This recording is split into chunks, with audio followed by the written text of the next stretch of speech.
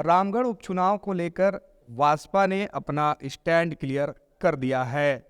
इस बार उपचुनाव में बहुजन समाज पार्टी झारखंड पार्टी का समर्थन कर रही है।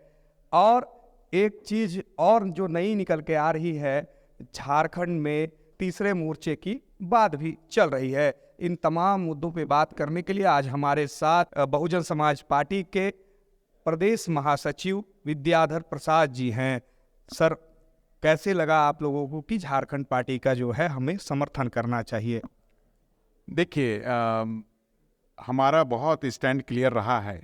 बहन जी ने 15 जनवरी को अपने जन्मदिन में घोषणा किया था कि पूरे देश में हम अकेले दम पर चुनाव लड़ेंगे।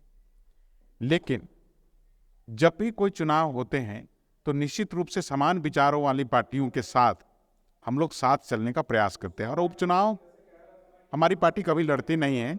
सामान्यतः जब तक कोई विशेष परिस्थिति नहीं हो तो ऐसे में झारखंड पार्टी द्वारा हम लोगों के पास अप्रोच किया गया, हम लोगों तक पहुँचे लोग और उन्होंने कहा कि हमारा उम्मीदवार को आप देख लीजिए, हमारी जो नीतियां हैं उसको देख लीजिए, अगर आपको लगता है तो हम सहमति बना सकते हैं। हम लोगों ने बात की आपने आपस में और हमने पाया कि संतोष महतो एक जुझारू और कर्मठ शिक्षित उम्मीदवार है, आंदोलनों में रहा है, तो उनका समर्थन करना चाहिए। और झारखंड पार्टी के साथ हमारा वैचारिक समानता भी है, तो निश्चित रूप से हम लोग समर्थन कर रहे हैं और पूरी ताकत के साथ हम लोग समर्थन। एक तरफ सरकार जो है खतियानी जोहार यात्रा कर रही है, अपनी उपलब्धियों को गिना रही है। दूसरी तरफ जो एनडीए है वो चूल्हा प्रमुख का कार्यक्रम कर रही है। इस बीच आप अपने आप को अलग कैसे करेंगे? देखिए, ये जो चुनावी स्टंट किया जाता है, इन सब से परे बहुजन समाज पार्टी हमेशा लोगों के बीच में चुपचाप जाकर उनसे सामाजिक समानता और आर्थिक मुक्ति का कैसे व्यवस्था बने इस देश में, इसकी बात करती है। और हम लोग निश्चित रूप से जब भी लोगों के बीच में जाते हैं, लोगों का भरपूर समर्थन और प्यार मिला है। और इस बार भी हमारे कार्यकर्ताओं को यह निर्देश दिया गया है, कार्यकर्ताओं को यह बताया गया है कि झारखंड पार्टी का पार्टी समर्थन कर रही है, आप लोग जमीनी स्तर पर इनका समर्थन करने का काम करें। और मुझे विश्वास है कि संतोष महतो इस बार रामगढ़ से विधायक चुनकर आएंगे। संतोष महतो के पक्ष में वोट के लिए, प्रचार के लिए क्या मायावती जी भी यहाँ झारखंड आएंगे? इस बारे में हमारे राष्ट्रीय नेता से जरूर हम लोग अपनी बात रखेंगे, अगर इस तरह का अनुरोध झारखंड पार्टी की तरफ से आया तो। क्या आने वाले दिनों में 2024 में भी इसी तरह से आप लोगों का गठबंधन रहेगा? ये बड़ा सवाल है। निश्चित रूप से बड़ा सवाल है और जो भी राजनीतिक परिस्थितियां हैं उसका हम लोग आकलन कर रहे हैं।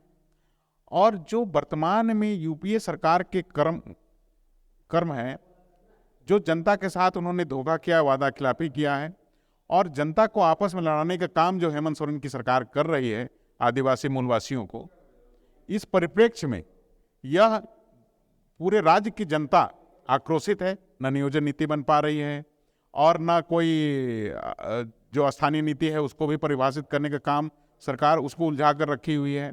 आप देख सकते हैं रांची में जो मेयर पद का विवाद था उसको भी बेवजह हवा दिया गया, जबकि ऐसा कुछ हो नहीं सकता था। तो सरकार जानबूझकर इन सब चीज़ों को विवादित करने का प्रयास कर रही है। इस परिप्रेक्ष्य में जनता आक्रोशित है और हम पूरा नहीं चाहते कि ये जो जनता आक्रोशित है उनका मत जो है, जो धर्म के आधार पर नफरत फैलाने वाली पार्टियों, आप मेरा आशय जरूर समझ रहे होंगे, भाजपा और आजसू की तरफ है, उनकी तरफ न चली जाए, इसके लिए हम लोग निश्चित रूप से प्रयास करेंगे। और बहुजन समाज पार्टी तीसरी सबसे बड़ी राष्ट्रीय पार्टी है, तो ये हमारा दायित्व बनता है कि इस नेतृत्व को हम बखूबी निभाएं। सर, झारखंड पार्टी ने एक युवा चेहरे को मौका दिया है रामगढ़ उपचुनाव में, और दूसरी ओर जो है जो पीढ़ी छात्र है वो भी चुनावी मैदान में है। नहीं लगता कि जो वोट है वो इधर उधर बिखरेंगे? निश्चित रूप से नहीं बिखरेंगे, क्योंकि आप देखेंगे जब चुनाव होते हैं तो पोलराइजेशन जिसको कहते हैं कि लोग एक तरफ इकट्ठा होते हैं, तो युवाओं का आइकॉन बन चुके हैं संतोष महतो।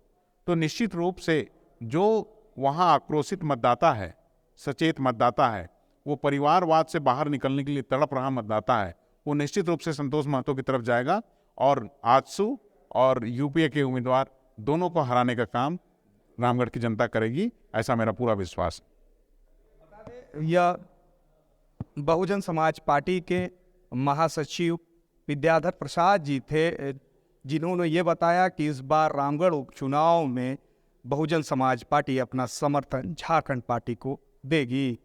आने वाले दिनों में 27 तारीख को मतदान होने हैं, जिसके बाद ही यह तय हो पाएगा कि जो है रामगढ़ का सेवा कौन करेगा। और भी अपडेट्स के लिए जुड़े रहे लोकल खबर के साथ।